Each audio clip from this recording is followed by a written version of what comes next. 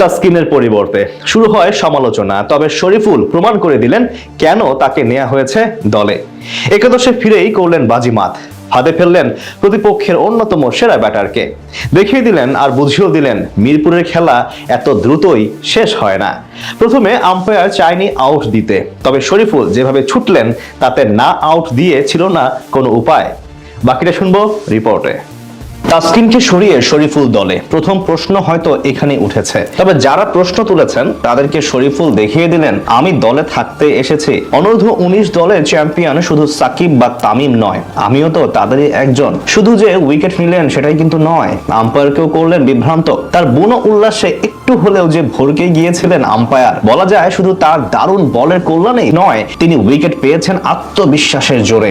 আর তাতেই তো কুপকাত হয়েছে পাকিস্তানের ব্যাটিং লাইন আপ। সিরিজের দ্বিতীয় ম্যাচে বাংলাদেশকে আগে ব্যাট করতে স্বাগত জানায় পাকিস্তান। আগের ম্যাচে বাংলাদেশকে লক্ষ্য তাড়া করে জয় পেতে দেখে ভেবেছিল একই ঘটনার পুনরাবৃত্তি করবে তারা। 20 ওভার ব্যাট করে বাংলাদেশ গুটিয়ে যায় 133 রানে। 134 রানের লক্ষ্য কোনোভাবেই বড় নয় টি-20 ক্রিকেটে। তবে বাংলাদেশি বোলাররা মনে করিয়ে দিলেন এটা বাংলাদেশ আর পিচটা মিরপুরের, এখানে এত সহজে হার মানে না বাংলাদেশ। সেটা প্রমাণ হতে লাগেনি সময়। শেখ মাহাদি প্রথম ওভারে দিলেন মাত্র 4 রান। প্রথম ওভারে রান আউট সাইম আইয়ুব। দ্বিতীয় ওভারে বোলিং এ এলেন শরীফুল ইসলাম। এদিকে নতুন ব্যাট করতে এসেছেন মোহাম্মদ হারিস। ফখর জামান 1 রান নিয়ে পিচ দিলেন হারিসকে। একজন বাঁহাতিকে সরিয়ে পিচে এলেন ডানহাতি ব্যাটার। শরীফুল খুব ভালো করেই জানেন বাঁহাতি বোলার হিসেবে কি করে কাবু করতে হবে ডানহাতিদেরকে। হারিসকে বুঝতেও দিলেন না বল, দারুণ এক ডেলিভারিতে দিলেন ভোরকে। অসাধারণ এক ইন সুইং, কিছুতেই বুঝলেন না ব্যাটার।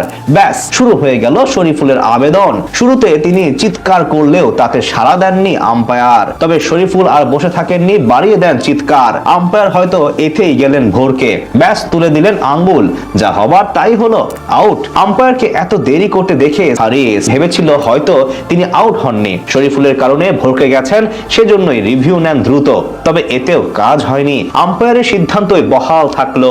বিদায় নেন প্রথম বলে ডাক খেয়ে। এক উইকেটেই অবশ্য শান্ত ছিলেন না, পাওয়ার প্লেতে আরো এক উইকেট নেন তিনি। আগের ম্যাচের সেরা ব্যাটার ফখর জামানের জন্য এটা তেমন কোনো বড় লক্ষ্য না। তবে বিপদ বাড়ানোর আগেই তাকে আউট করে উল্টো পাকিস্তানকেই বিপদে ফেলে দেন শরীফুল। 8 বলে 8 রানে দারুণ এক ডেলিভারিতে লিটনের ক্যাচে পরিণত করেন শরীফুল। এদিকে তার ছোটবেলা ও অনূর্ধ্ব দলের বন্ধু সাকিবও চুপ ছিলেন না, তিনিও হাঁটেন একই পথে। 1 ওভারে 2 বলে বিদায় করেন 2 নওয়াজকে। তাতে অবশ্য পাকিস্তান পরে পুরোপুরি বিপদে। পাওয়ার প্লে শেষে 17 রানে 5 উইকেট হারায় পাকিস্তান। এতে জয়ের সুবাসও পায় বাংলাদেশ।